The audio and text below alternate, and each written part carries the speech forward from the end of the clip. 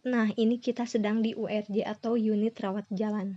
Ini adalah untuk pemeriksaan pasien lama. Jadi, ketika pasien lama itu kita mencari rekam medisnya di dalam filing. Kita ambil rekam medisnya lalu simpan tracer di dalamnya atau di atasnya sebagai pengganti atau penanda dari rekam medis yang diambil. Supaya tahu kalau rekam medisnya sedang dipinjam. Setelah itu, rekam medisnya dibawa ke poliklinik rawat jalan dengan menggunakan buku ekspedisi. Supaya kita tahu bahwa rekam medis ini diberikan ke poliklinik apa. Juga sebagai tanda bukti kalau formulir atau rekam medisnya sedang dikirim ke poliklinik bedah. Karena kita mengambil kasusnya adalah bedah. Buku ekspedisinya dibawa untuk ditandatangani di URJ. Petugas menuju ke poliklinik kemudian memberikan rekam medisnya dengan menggunakan buku ekspedisi. Ditandatangani oleh petugas yang ada di URJ. Nah, ini proses penandatanganan oleh petugas. Selanjutnya, pasien lama tadi sudah diambil rekam medisnya masuk ke ruangan poliklinik untuk dilakukan pemeriksaan oleh dokter. Petugas melakukan pengisian buku register dengan melihat dokumen rekam medis dan wawancara apabila ada data yang masih kurang lengkap. Ini proses pengisian buku register dengan melihat dokumen rekam medis.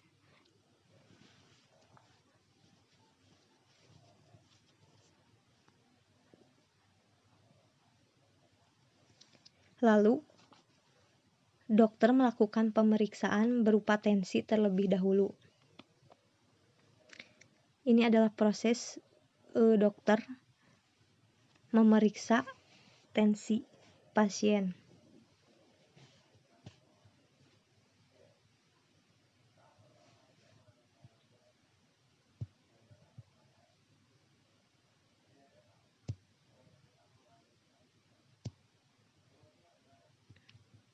Dan ini adalah proses pemeriksaan.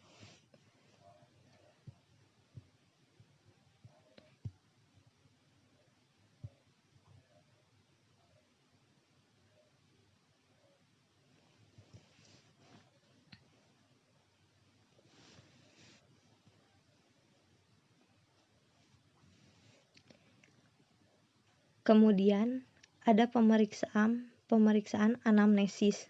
Jadi,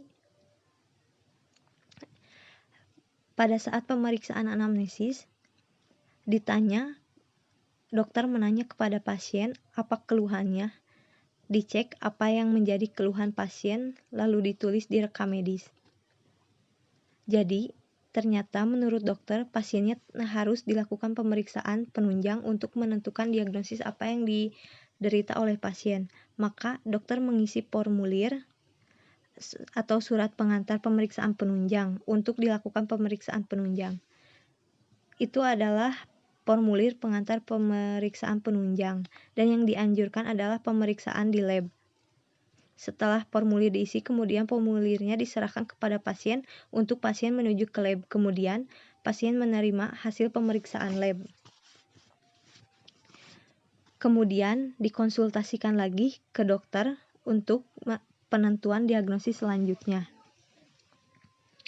Setelah dokter membaca dan melakukan pemeriksaan, ternyata pasien disarankan untuk dirawat inap. Dokter menanyakan terlebih dahulu kepada pasiennya apakah bersedia atau tidak untuk dirawat inap, dan ternyata pasiennya bersedia untuk dirawat inap. Lalu, dokter mengisi pengantar rawat inap karena si pasien bersedia jadi